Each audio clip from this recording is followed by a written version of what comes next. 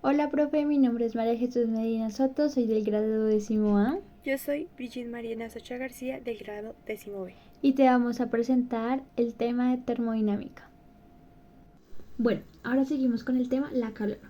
La calor es el proceso por el que se intercambian energías en forma de calor entre diferentes cuerpos. Se expresa en kilogramos, en kelvins, en gramos y en grados centígrados. La temperatura es la magnitud física que indica la energía interna de un cuerpo, de un objeto o del medio ambiente. Esta como tal, no, o sea, sus unidades de medida, digámoslo así, son los Celsius, los Fahrenheit y los Kelvin. Estos digamos que tienen una fórmula. Que esa fórmula se usa como para cambiar más o menos, o sea que nos piden de pronto de cambiar de Celsius a Kelvin o de Fahrenheit a grados centígrados. Entonces es lo que vamos a hacer. Entonces en este caso nos piden, esta es la fórmula, esta es la fórmula, que es pasar de Fahrenheit a Kelvin. Entonces lo que tenemos que hacer es tener el número que nos dan más 459,67. Ese resultado lo dividimos por 1,8.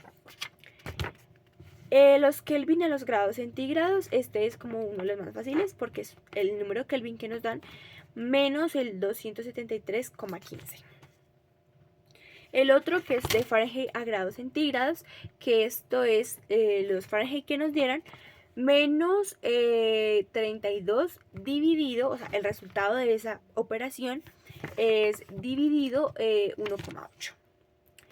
De Celsius a Fahrenheit, que es 1,8. Esto lo multiplicamos por los Celsius que nos dieron y más los 32. Listo.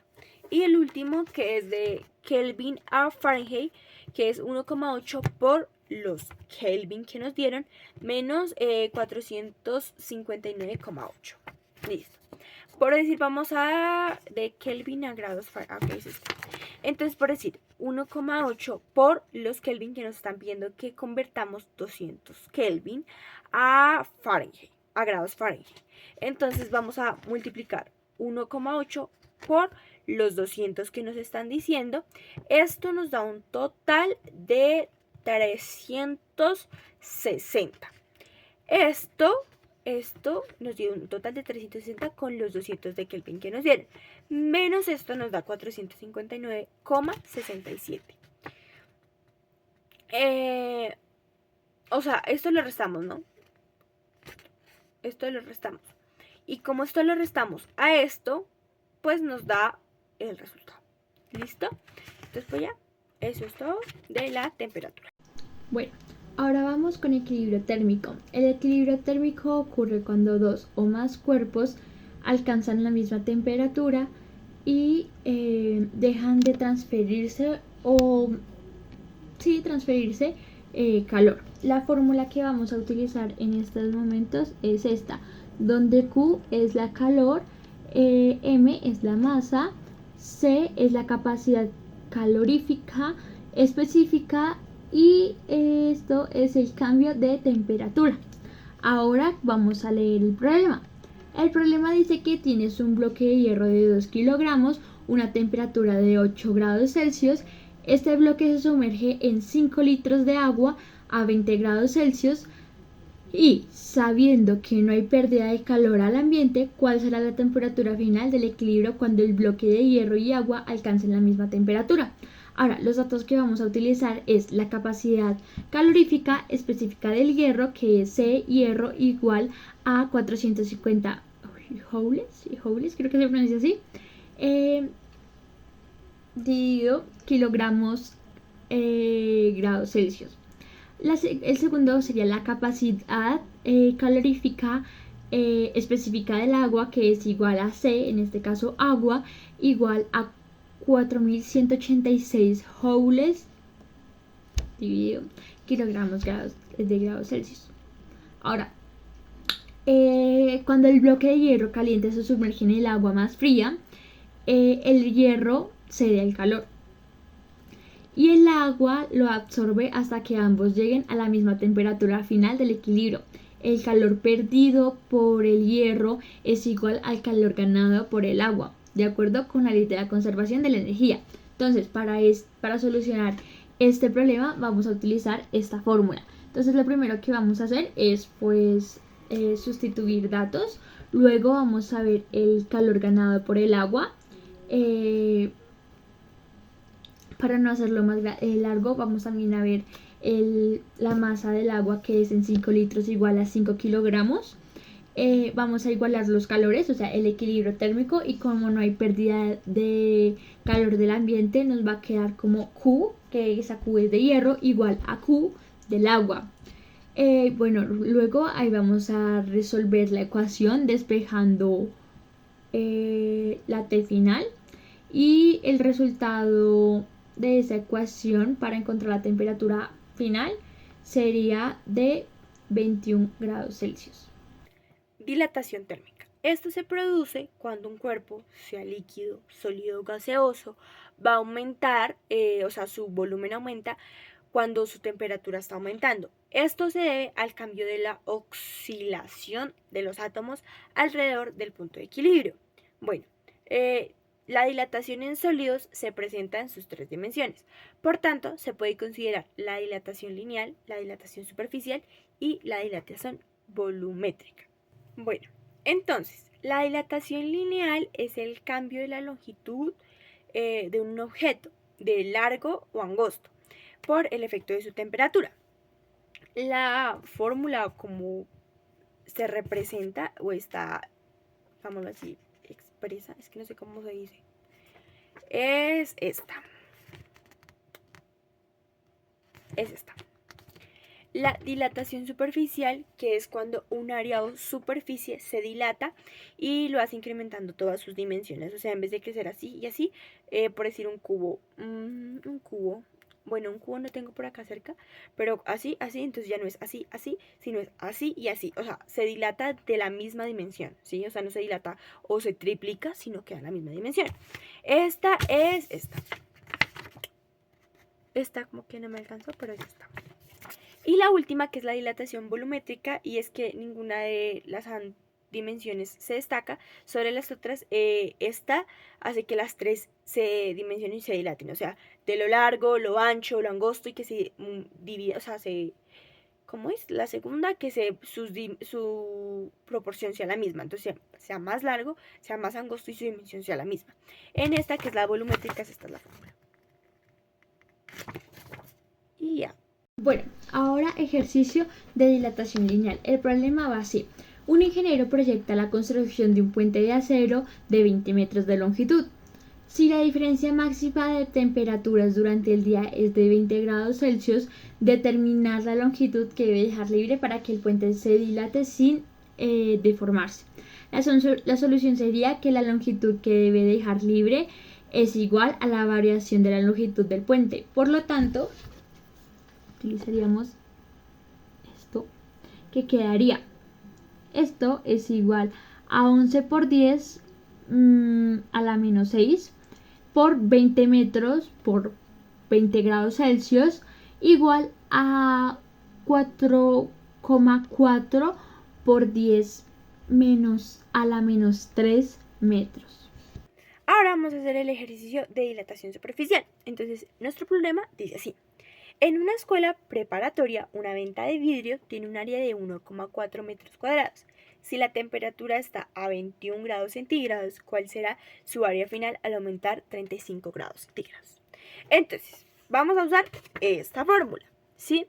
Que tenemos el área, que es su área inicial, que es esta sería, que es de 1,4 metros cuadrados. La variación de los grados centígrados, de 21 hasta 35. Entonces, pues su incógnita es el área final. Bueno, entonces con esta fórmula vamos aquí a reemplazar. El área inicial es de 1,4 metros cuadrados más 1 más la Y más la temperatura inicial, o sea, 1, que nos dan la temperatura 1, la inicial podríamos decir, sí, la inicial, que es de 21 esperen, sí, que es de 35, mentiras, de 35 que va aquí a 21, ¿sí? Entonces, pues esto cómo quedaría. Esto es la fórmula que nos dan, que es 14,6 por 10 a la menos 6 grados centígrados. Entonces, esto es igual a 1,4 por esto que está aquí, o sea, por esto completo, o sea, sí, teniendo el más 1, claramente, teniendo ese más 1, nos da esto. No, o sea, haciendo toda esta operación, teniendo el más 1, nos da 204,4 por 10 a la menos 6. Entonces, ¿cómo quedaría? Área final igual a 1,4 metros cuadrados más 1, o sea, 1 más 204,4 por 10 a la menos 6. Entonces, ahora realizaremos la suma de los paréntesis y nos da 1000,2044.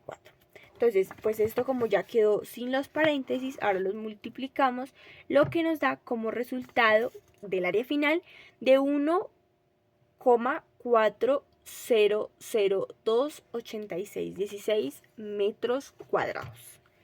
Ese es el problema de dilatación superficial. Bueno, ahora dilatación volumétrica.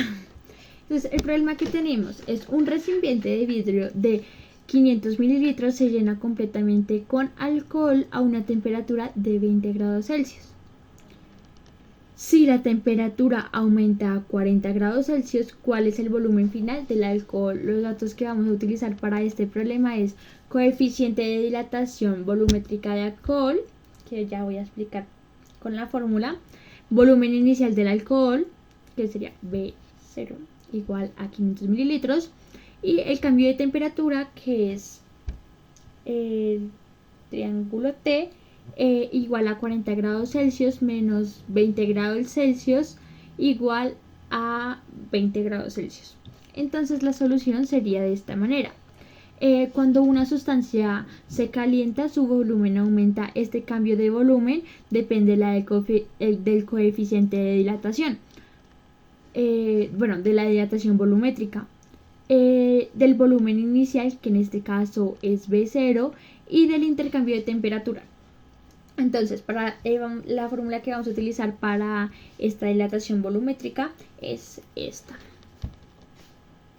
donde es el intercambio en el volumen. B0 es el volumen inicial, es el coeficiente de la dilatación volumétrica y es el cambio de la temperatura. Entonces lo primero que vamos a hacer es calcular el cambio del volumen, que sería este, ¿sí? Entonces nos quedaría que esto es igual a 500 mililitros por 1,12 por 10 a la 3 Celsius por 20 grados Celsius. Entonces nos quedaría un total de 11,2 mililitros. Ahora vamos a calcular el volumen final. Entonces sería volumen final es igual a volumen inicial más. Entonces nos quedaría que volumen final es igual a 500 mililitros más 11,2 mililitros, que fue el resultado que nos dio anteriormente para el cambio de volumen. Y eso nos daría un total de 511,2 mililitros. Ahora, el resultado sería que el volumen final del alcohol es de 40 grados Celsius. De 40 grados Celsius es de 511,2 mililitros. La explicación sería que el alcohol se dilata cuando aumenta su temperatura, y este aumento de volumen se puede calcular con la fórmula de dilatación volumétrica, que es esta que les mostré anteriormente, y que en este caso el volumen del alcohol creció en un 11,12 milímetros debido al incremento de la temperatura de 20 grados Celsius. Calor específico. Bueno, el calor específico es la cantidad que se debe suministrar a un gramo de una sustancia para que su temperatura aumente en grados centígrados. Bueno, por decir a los grados Kelvin, el agua es 1. Entonces, como esos gramos, ahorita va a aparecer la tabla de eso. Listo. Entonces, bueno. La fórmula es esta, generalmente, que es la temperatura final menos la temperatura inicial, más, bueno, esto es el cambio o incremento del calor, y este es la masa sobre el cambio de temperatura. Bueno, ahora vamos a hacer el ejemplo con esta fórmula. Entonces nuestro problema dice así. Se cuenta con 600 gramos de hierro que inicialmente posee una temperatura de 19 grados centígrados y que se le suministra a una cantidad de 1300 calorías. Calcular la temperatura final. Como esto está así, pues lo vamos a, ¿cómo se llama? Como a cambiar la fórmula, como a... No, se llama otra forma. Bueno, tiene otro nombre. Entonces la convertimos a esto. Primero que todo vamos a cambiar la fórmula. Como aquí en la fórmula inicial la temperatura inicial está restando, como se pasa al otro lado del igual, pasa a sumar. Por lo que lo está restando pasa a sumar y lo que está sumando pasa a restar, etc. Bueno, entonces aquí ya tenemos todos los datos. Entonces, pues como lo que vamos a investigar es la temperatura final, pues ponemos aquí la temperatura final. La temperatura final es igual a las 1300 calorías sobre la masa, que son 600 gramos, por la cantidad de gramos de los 19 grados centígrados, que esto nos da 0,113 calorías sobre grados centígrados, algo así, más los 19 la temperatura inicial. Eso se resuelve esa operación y nos queda que es el resultado final es de 38,17 grados centígrados. Entonces así usamos la fórmula y eso es lo que nos indica el calor específico. ¿Por qué usamos ese 0,113? Porque es la cantidad en gramos de lo que se necesita para la sustancia para que se aumente en grados centígrados. Bueno, calor latente. La calor latente la dividimos en 4, que es calor latente en fusión L, calor latente en vaporización L, calor latente de fusión y calor latente en ebullición. El calor latente de fusión L es una sustancia de calor que se suministra a la unidad de masa para que dicha sustancia cambie de fase sólida a fase líquida. Bueno, calor latente en vaporización L es una sustancia de una sustancia de calor que se debe suministrar a unidad de masa para que dicha sustancia cambie de fase líquida a fase gaseosa. Bueno, ahora punto de fusión. El punto de fusión es la temperatura a la cual se produce el cambio. ¿Cuál cambio? Es el cambio de sólido a la fase líquida. El punto de fusión depende de la presión. Por ejemplo, el punto de fusión del agua es de 0 grados Celsius. Bueno, ahora el punto de ebullición. Al igual que el punto de fusión, la temperatura a la cual se produce el cambio de fase líquida ahora a fase gaseosa. El punto de ebullición también depende de la presión.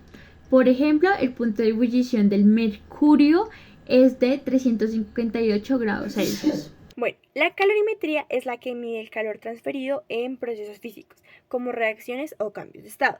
Esta se halla con un dispositivo llamado calorímetro. Bueno, ahora vamos al problema. En el problema dice, se calientan 50 gramos de agua desde 20 grados centígrados hasta 80 grados centígrados.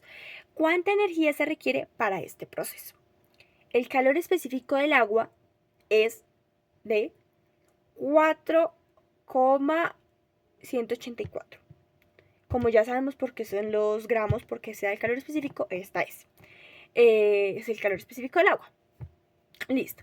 Entonces dice, la solución. Para resolver este problema podemos utilizar la fórmula de la calorimetría, donde Q es la energía requerida, M es la masa del agua, o sea, en gramos, que es la que nos dieron, la C, que es el calor específico del agua, y esto, que es el cambio de la temperatura a grados centígrados.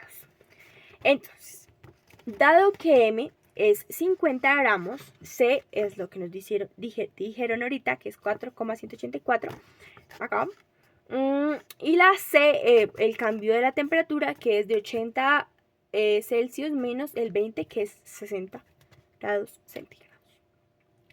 Entonces, sustituimos los valores, multiplicamos y esto nos da un total. La masa, hay algo importante, y es que, si no estoy mal, es la masa. No, mentiras. Esto, que es la Q, que es la energía requerida, se halla en julios. O sea, esa respuesta la vamos a obtener en julios. Entonces, Q es 12,552 julios. Entonces, por lo tanto, se requieren 12,552 julios para calentar 50 gramos de agua desde 20 grados centígrados. Bueno, ahora el cambio de fase. Vamos con vaporización, licuefacción y solidificación. En la vaporización es la fase de líquido a la fase gaseosa. Se puede producir de dos maneras, de evaporación y de ebullición. Ahora, en la licuefacción es la fase gaseosa a la fase líquida. Durante este proceso, las sustancias ceden el calor. Sin embargo, la temperatura no disminuye y su valor es igual al punto de ebullición. Ahora, por último, la solidificación, que es la fase líquida a la fase sólida. Durante este proceso, la sustancia cede calor, sin embargo, la temperatura no disminuye y su valor es igual al punto de fusión. Bueno, ahora ejercicios de cambio de fase y calor latente. Entonces, ¿cuánto calor se requiere para evaporar 0,50 kilogramos de agua que inicialmente están a 100 grados Celsius? Los datos serían que M es igual a 0,50 kilogramos, TO es igual a 100 grados Celsius y LV agua es igual a 22,6 por 10,5 joules, creo que se dice, kilogramos. La solución sería que Q es igual a mLV agua, que lo cambiaríamos los datos, que queda igual a Q es igual a 0,50 kilogramos por 22,6 por 10,5 joules kilogramos. Bueno, la transferencia de calor. La transferencia de calor es la energía térmica que se mueve de un cuerpo a otro a una diferencia de calor. La primera es la conducción, que dice que es la transmisión de calor por contacto o transferencia de materia. La segunda, que es la convección, que es la transmisión de calor por la transferencia de la propia materia portadora de calor, como podemos decir el fuego o la leña cuando prendemos leñita. Esa es. Y la radiación, que es la transmisión de energía por medio de la emisión y por cada onda electromagnética y protones, como el sol. Esa es. Bueno, ahora cambio de estado. Los cambios de estado son las transformaciones de una sustancia de estado físico a estado líquido, como sólido a líquido o de líquido a gaseoso, entre otras, debido al cambio de temperatura o presión. Tenemos de sólido a líquido, que es fusión, de líquido a gaseoso, que es vaporización, de gaseoso a líquido, que es condensación, de líquido a sólido, que es solidificación. Ahora sigue la ley de los gases ideales. La ley de los gases ideales establece la relación entre la presión, la temperatura y el volumen y la sustancia del gas. La fórmula es esta. P es la presión, B es el volumen, N es la sustancia, R la constante de los gases y T la temperatura. Ahora tenemos este problema. Precisamente 9 gramos de agua se ponen en una olla de presión de 2 litros y se calienta a 500 grados centígrados. ¿Cuál es la presión dentro del recipiente? Usamos esta fórmula, sino que ahora la vamos a cambiar. ¿Qué nos quedaría? Así, vamos a hacerla juntos. Ponemos la presión es igual Vamos a cambiar la fórmula, ya les digo, o sea, por la masa, porque la masa es de 2 litros. Digamos que el N, como es la sustancia, pues vamos a cambiarla por la M, que es la masa que nos dan, ¿sí me entiendes? No nos dice que un gas, sino nos dicen que una masa. Entonces ponemos la M, la R de constante de gases y la T de su temperatura sobre la presión y la M. Listo. Ahora sí nos queda nuestra fórmula aquí abajito. Listo, entonces queda presión igual a la masa sobre la constante de gases por la temperatura sobre la presión. Y esto que es, serían los 18 gramos mol.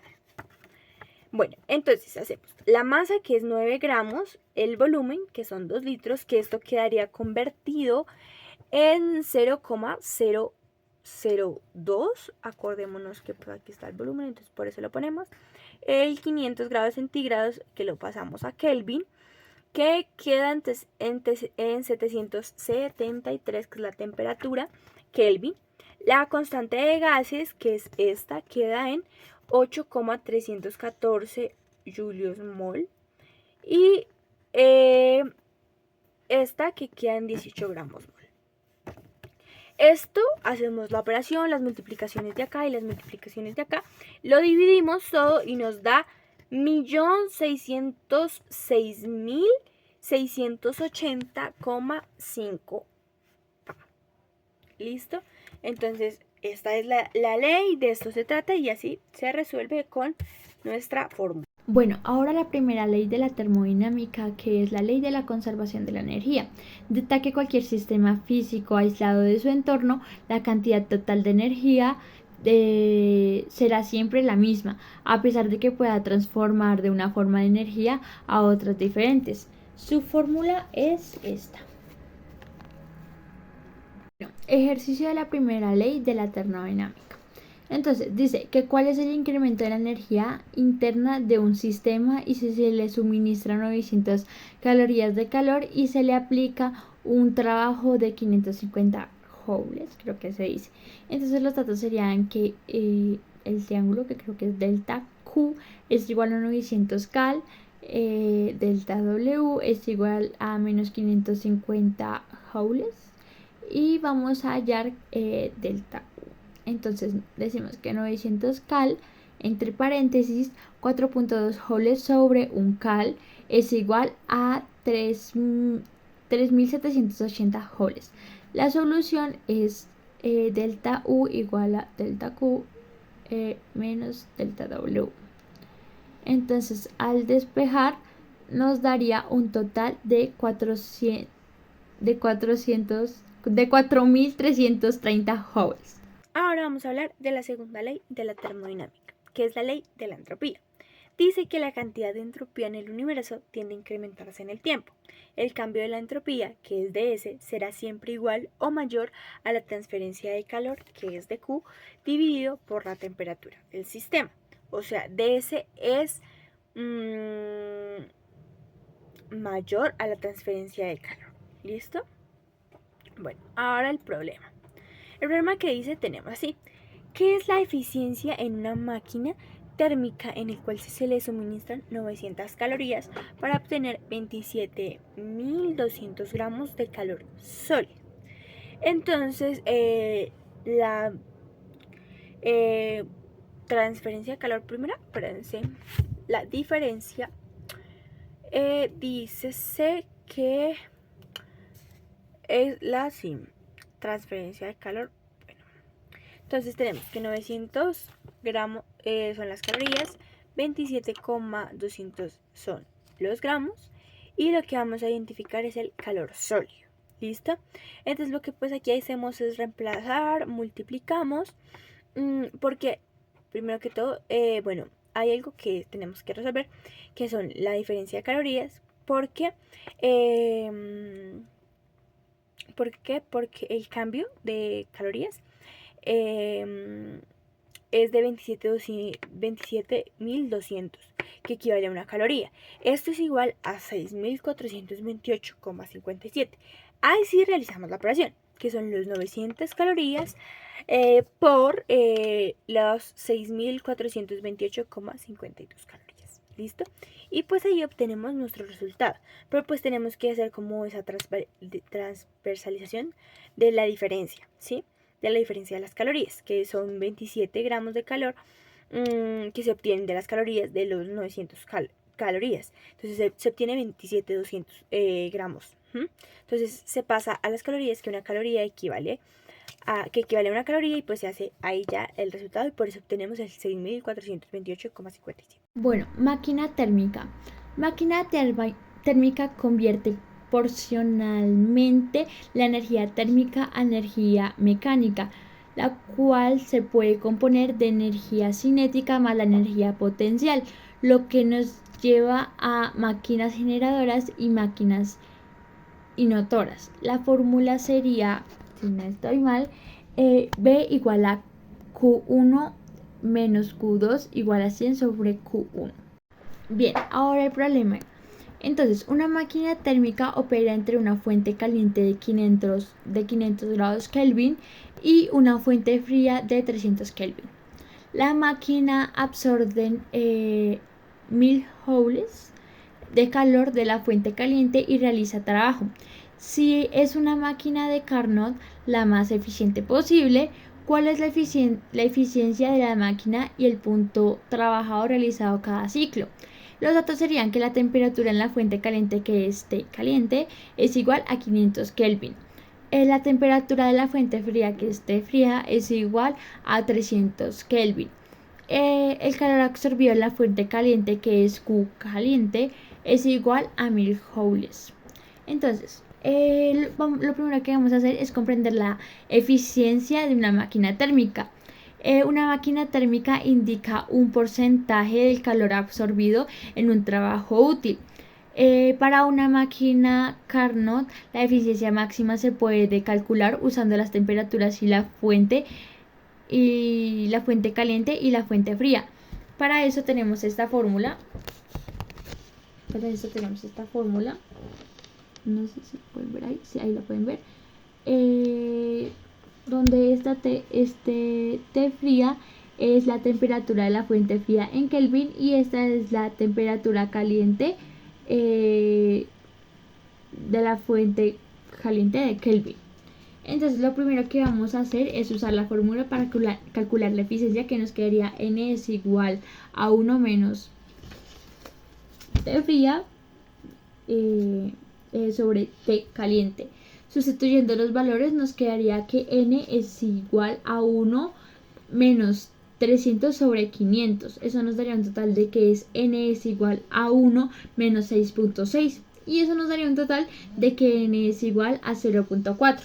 Entonces la eficiencia de la máquina es de 0.4, o sea, un 40%. La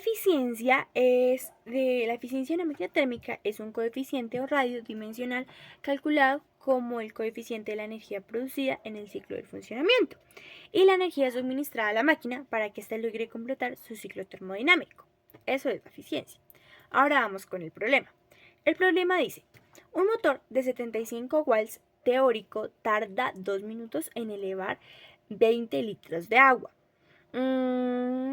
a 25 metros de altura. ¿Cuál es el rendimiento del motor? Bueno, para hallar el rendimiento tenemos que usar varias fórmulas. Empecemos por esta, que es la energía potencial, que es masa por gravedad por altura. Listo. Dice así. Entonces, bueno, la masa son 20 kilogramos, la gravedad y los 25 metros. ¿Listo? Esto nos da un total de 500 segundos. De 5000 segundos, perdón. Listo. Como tenemos el tiempo a 2 minutos y toca pasar los segundos, eso nos da 120 segundos. Entonces, ya después de tener este resultado, decimos que la P es igual al resultado de que 5000 sobre los segundos, sobre el tiempo destinado que usó, ¿no? Que en este caso son 120 segundos, o sea, 2 minutos. Este resultado nos dice que es igual a 41,66 watts. Entonces ya aquí para obtener esta N lo que hacemos es, como ya tenemos el resultado de la P, entonces es los 41,66 watts sobre los 75 watts del principio por 100, eso nos da un total de que la N es igual a 54,54%. Entonces el rendimiento del motor equivale a 54,54%. Bueno, ahora el ciclo de Carnot. El ciclo de Carnot se define como un proceso cíclico reversible que utiliza un gas perfecto y que consta de dos transformaciones isotérmicas y dos adiabáticas, tal como lo muestramos la figura que va a aparecer más adelante. Bueno, ahora tenemos el ejemplo del ciclo de Carnot. Entonces, el problema, perdón. Una máquina térmica de Carnot opera entre una fuente caliente de 600 Kelvin y una fuente fría de 300 Kelvin. Si la máquina realiza 500 joules, el trabajo por ciclo, cuánto calor observa la fuente caliente y cuánto calor libera la fuente fría. Entonces tenemos que T caliente es igual a 600 Kelvin, que T fría es 300 Kelvin y el trabajo realizado desde el ciclo es de W, que es igual a 500 joules, si no estoy mal que se dice. Entonces primero tenemos que calcular la eficiencia del ciclo de Carnot. El ciclo de Carnot se calcula usando o utilizando las temperaturas de las fuentes calientes y frías. En este caso tenemos esta fórmula A. ¿Sí? Entonces esto lo tendríamos que ya lo habíamos utilizado, que es N igual a 1 sobre 300 sobre 600 en este caso. Después tenemos N igual a 1 menos 0.5 y eso nos daría un total de 0.5. Entonces la eficiencia de la máquina de Carnot es de 50%. Ahora seguimos con la entropía. Esta generalmente se simboliza con la letra S y es el grado de equilibrio de un sistema termodinámico, más bien a su nivel de tendencia del desorden, que es la variación de su entropía. Listo. Ahora en el problema dice así: el estado inicial de un mol de gas ideal es R igual a 100 metros sobre metros y la temperatura, que es menos 300 grados Kelvin. Calcule el cambio de entropía en el gas para una disminución o de volumen constante de la presión hasta 10 metros. Bueno, realizamos la fórmula, hacemos las multiplicaciones correspondientes y tenemos en cuenta esos 10 porque eso en vez de multiplicar se divide y eso nos da un total de menos 28,71. O sea que lo que quiere decir es que ese cambio de entropía es de menos 28,71. Muchísimas gracias.